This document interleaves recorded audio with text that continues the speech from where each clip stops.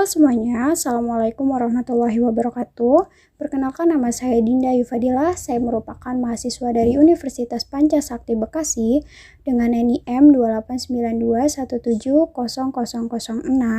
dengan program studi manajemen dari kelas konversi.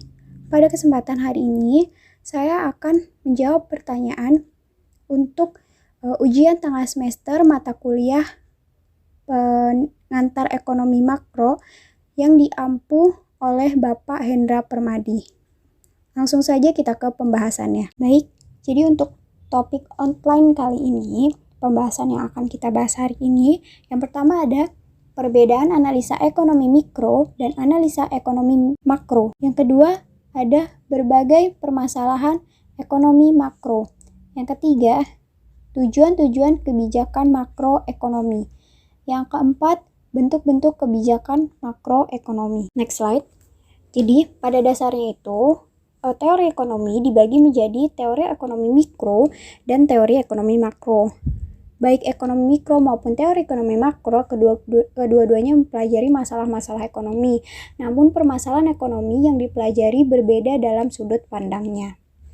Untuk ekonomi mikro sendiri, itu mempelajari kegiatan-kegiatan ekonomi dari unit-unit ekonomi individual, yaitu individu sebagai konsumen, individu sebagai pemilik faktor produksi, maupun individu sebagai produsen. Analisa ekonomi mikro terdiri dari teori harga, teori produsen, dan teori distribusi.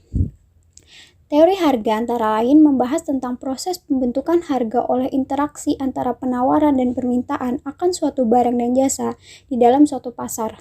Faktor-faktor yang mempengaruhi perubahan permintaan dan penawaran, hubungan antara harga permintaan dengan penawaran, bentuk-bentuk pasar, dan sebagainya.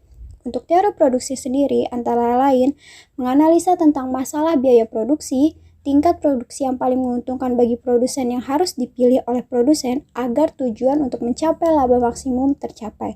Sedangkan untuk teori distribusi membahas tentang faktor-faktor yang menentukan tingkat upaya tenaga kerja, tingkat bunga yang harus dibayar karena penggunaan modal, dan tingkat keuntungan yang diperoleh para pengusaha.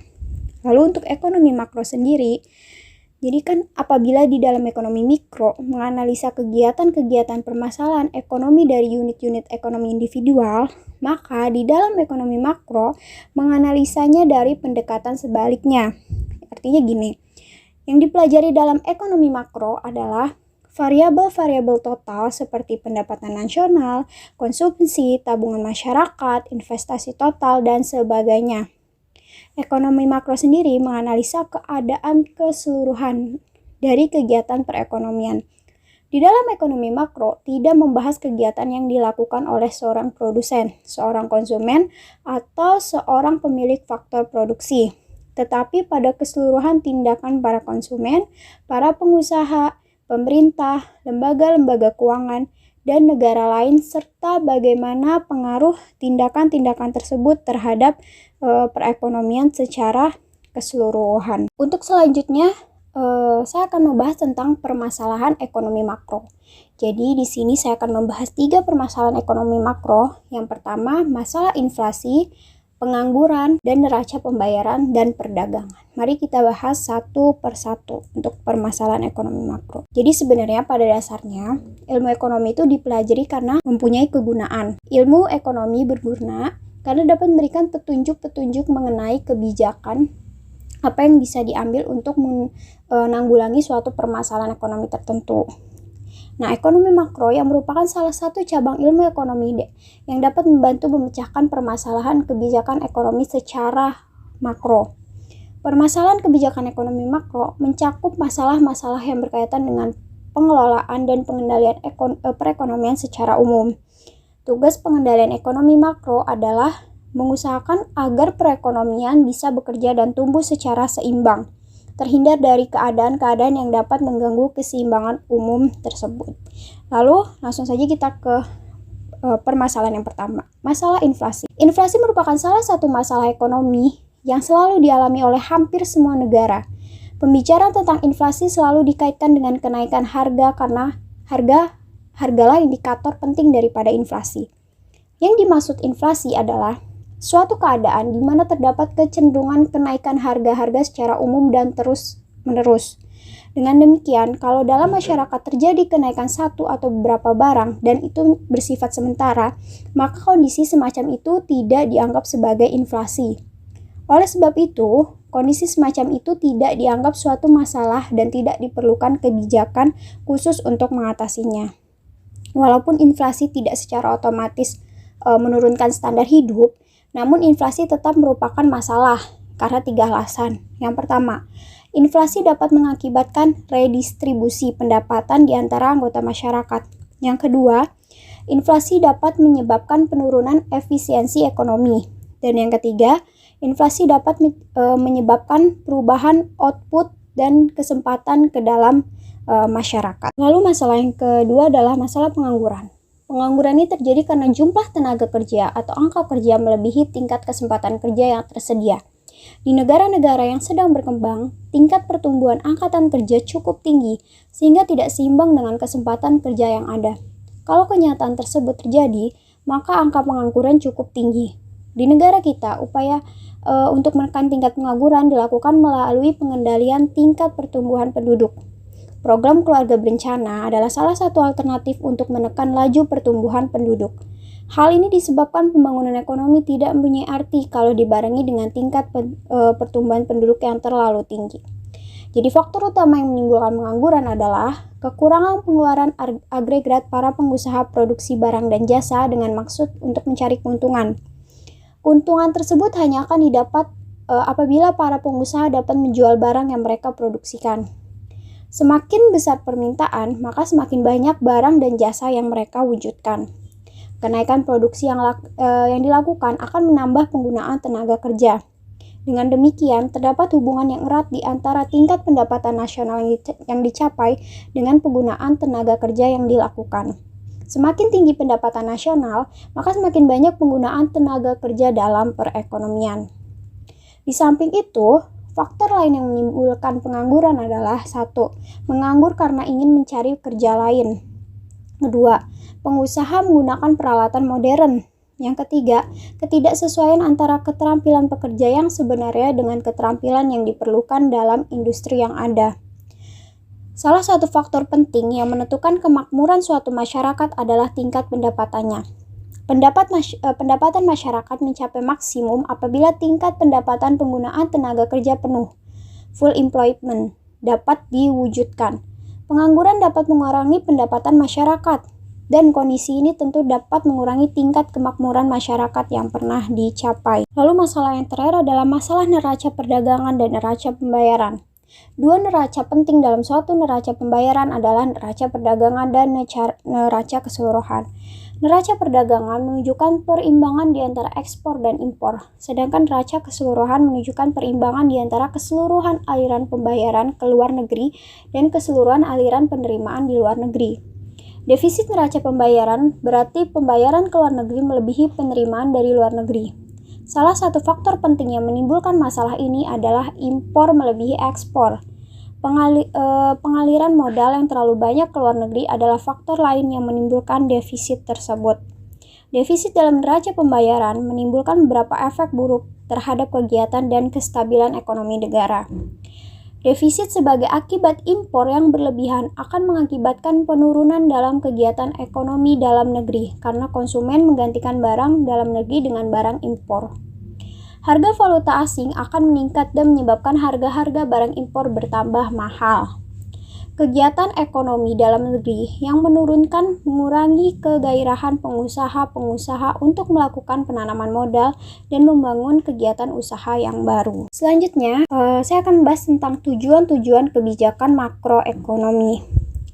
Setiap kebijakan ekonomi bertujuan untuk mengatasi masalah-masalah ekonomi yang dihadapi. Berdasarkan masalah-masalah makroekonomi, Sukirno menyebutkan tujuan-tujuan kebijakan makroekonomi dibedakan menjadi 5 aspek. Yang pertama, menstabilkan kegiatan ekonomi. Tujuan menstabilkan ekonomi berarti pula keinginan untuk menghindari fluktuasi yang tajam dalam kegiatan ekonomi dari waktu ke waktu. Pertumbuhan ekonomi yang sangat cepat dapat menimbulkan inflasi. Apabila inflasi tidak dapat dikendalikan, kemerosotan ekonomi yang serius dapat berlaku pada masa berikutnya. Fluktuasi yang tidak terkendalikan tidak akan menjamin pengangguran yang rendah, kestabilan harga-harga, dan kestabilan neraca pembayaran. Yang kedua, mencapai tingkat penggunaan tenaga kerja atau kesempatan kerja penuh tanpa inflasi. Pada umumnya, berbagai negara tidak dapat terus-menerus mencapai penggunaan tenaga kerja penuh. Apabila suatu masyarakat dapat selalu mencapai tujuan ini, dengan sendirinya tujuan-tujuan lainnya, yaitu mencapai kestabilan ekonomi dan pertumbuhan ekonomi yang teguh akan tercapai. Yang ketiga, menghindari masalah inflasi. Inflasi menimbulkan beberapa akibat buruk atas kesejahteraan masyarakat dan kegiatan perekonomian. Ada kalanya inflasi berlaku sebagai akibat ketidakstabilan politik dan ekonomi suatu negara. Dalam keadaan seperti ini, biasanya tingkat inflasi tinggi dan sukar dikendalikan. Tetapi seringkali inflasi berlaku sebagai akibat permintaan masyarakat yang berlebihan, pertambahan penawaran uang yang berlebihan, dan kenaikan dalam biaya produksi. Kebijakan pemerintah diperlukan untuk mengatasi masalah inflasi seperti itu. Yang keempat, menciptakan pertumbuhan ekonomi yang teguh. Ada dua alasan yang menyebabkan suatu negara harus berusaha mencapai pertumbuhan ekonomi yang teguh dalam jangka panjang. Menyediakan kesempatan kerja kepada tenaga kerja yang terus-menerus bertambah dan untuk menaikkan tingkat kemakmuran masyarakat. Kedua alasan ini merupakan pendorong utama pemerintah mencapai pertumbuhan ekonomi yang teguh. Yang kelima, mewujudkan kekukuhan neraca pembayaran dan kurs valuta asing. Krisis moneter yang dialami Indonesia dan beberapa negara Asia lain pada tahun 1997 sampai 1999 merupakan pengalaman pahit yang menunjukkan bagaimana sektor luar negeri dapat menimbulkan efek buruk terhadap kegiatan ekonomi dalam negeri. Neraca pembayaran yang tidak kukuh akan mengurangi kemampuan suatu negara dalam menghadapi masalah pengaliran dana ke luar negeri yang melebihi dari keadaan yang biasanya berlaku. Sebagai akibatnya, cadangan mata uang asing akan merosot dan kurs mata uang asing meningkat. Hal ini akan menimbulkan beberapa efek buruk atas kegiatan ekonomi di dalam negeri, seperti inflasi berlaku, biaya produksi meningkat, dan kondisi sebaliknya daya beli real masyarakat merosot. Berbagai perubahan ini akan mengurangi kegiatan ekonomi di dalam negeri, dan lebih banyak pengangguran akan berlaku. Pengalaman ini menunjukkan bahwa kebijakan-kebijakan ekonomi harus memperhatikan kedudukan neraca pembayaran dan kurs valuta asing selalu tetap teguh keadaannya. Begitulah 5 aspek yang disampaikan oleh Sukirno yang terdiri dari tujuan-tujuan kebijakan makroekonomi. Dan topik terakhir yang akan saya bahas adalah bentuk-bentuk kebijakan makroekonomi. Jadi ada 3 bentuk kebijakan makroekonomi. Yang pertama, ada kebijakan fiskal. Untuk kebijakan fiskal sendiri meliputi langkah-langkah pemerintah membuat perubahan dalam bidang perpajakan dan pengeluaran pemerintah dengan maksud untuk mempengaruhi pengeluaran agregat dalam perekonomian. Yang kedua, ada kebijakan moneter. Kebijakan moneter meliputi langkah-langkah pemerintah yang dilaksanakan oleh Bank Sentral di Indonesia, itu bank sentralnya adalah Bank Indonesia, untuk mempengaruhi atau mengubah penawaran uang dalam perekonomian atau mengubah suku bunga dengan maksud untuk mempengaruhi pengeluaran agregat. Yang ketiga, ada kebijakan segi penawaran. Salah satu kebijakan segi penawaran adalah kebijakan pendapatan atau income policy, yaitu langkah pemerintah yang bertujuan mengendalikan tuntutan kenaikan pendapatan pekerja. Itu adalah 3 bentuk-bentuk kebijakan makroekonomi. Sekian penyajian jawaban atau presentasi yang dapat saya lakukan. Semoga pembahasan yang saya sampaikan tadi dapat bermanfaat bagi yang menontonnya. Terima kasih, kurang lebihnya saya mohon maaf. Wassalamualaikum warahmatullahi wabarakatuh. Sampai jumpa di video yang lainnya.